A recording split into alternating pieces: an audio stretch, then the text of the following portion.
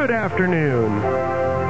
News is brought to you by Pioneer Electric. And from the news desk, here's News Director Sebastian Kuntz. Thanks, Eric. Good Wednesday afternoon, everyone. If you have a child safety seat with the model name Spellcast or Gorilla, you'll want to know about this. It's the recall of the tether kit for cars that don't come with a child seat anchor. Certain child seats made by the company Snug Seat for special needs children require the tether kit. It contains a faulty washer. Now, the company is sending replacement kits out to registered customers, but parents can also contact Snug Seat for a free repair kit. A liberal bank received a bomb threat yesterday. It stopped business at both the main location and the branch inside the Walmart. Liberal police report the areas were evacuated and a search was executed to look for any kind of explosives. None were found. Authorities say there have been previous false alarms like this at the bank, 2 at the main building, and even more at the Walmart branch. It's not known if the same suspects are responsible in yesterday's case. Both locations were reopened by 1 p.m. yesterday.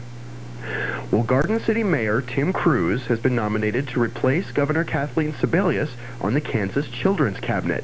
Senate Minority Leader Anthony Hensley made the nomination. Western Kansas is becoming more and more diverse with a large influx of Hispanic people. In fact, based on the latest Census Bureau information, that the Hispanic population in Kansas is the largest growing population in our state, and I felt like it was important that we have a Hispanic person on the Children's Cabinet. The Cabinet advises the governor's office and legislature on how to spend Kansas's share of tobacco tax money.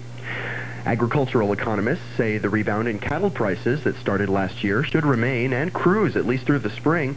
But world events like terrorism and the potential war against Iraq will definitely have an impact on the cattle market. Current projections say cattle feeders should make profits of as much as $90 per head.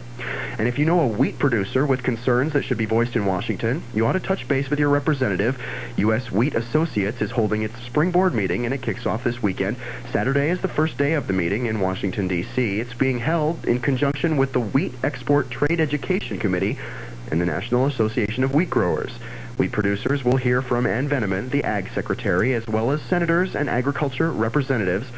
Issues on the agenda are clean water, diesel fuel, and pesticide regulations. Well, 36-year-old Monica Gail McGraw of Garden City pleaded guilty last week to misdemeanor charges of driving under the influence of meth and felony charges of possession of meth with the intent to distribute.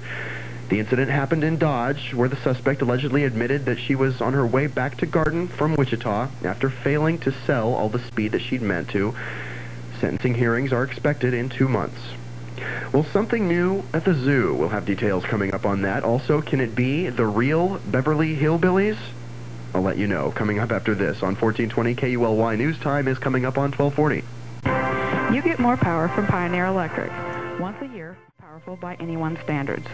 And KULY News Time is now coming up on 1241. A new bill in the legislature is aimed at filtering pornography out of computers in public libraries. Supporters say it brings laws involving porn into the 21st century, but opponents say the software isn't good enough, and it can actually filter out the wrong websites, ones with useful information. This kind of filtering software typically runs $150 per computer. Well, Governor Kathleen Sebelius is still pushing for expanded gambling measures as a way to pay for the unbelievable statewide lack of money, even though legislators are still saying there's practically no chance of discussing gambling this term. The governor is expected to include a plan for more gambling at area racetracks. Opponents, however, say that would mean fewer people playing the lottery, and that means they're against it.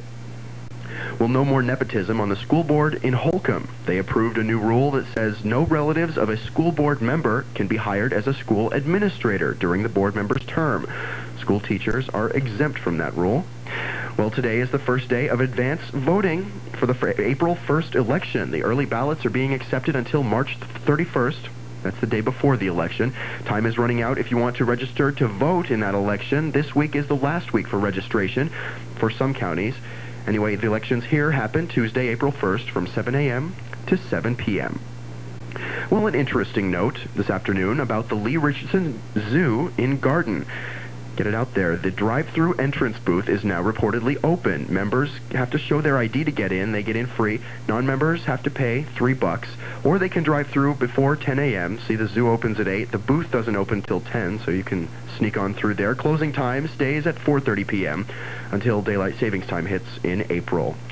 And finally, this afternoon, one Kansas senator is coming out publicly against one of the new reality shows under consideration by cBas television. It's apparently called The Real Beverly Hillbillies, and yes, it apparently plans to follow the experience of a poor rural family as they move to Beverly Hills, California. Senator Sam Brownback says with the current state of impending war, the last thing the nation needs to do is make fun of poor people.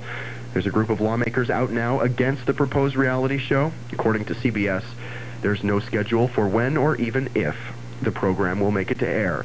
Your next news update is coming up at 5 o'clock. I'm Sebastian Coons with the latest news on 1420 KULY.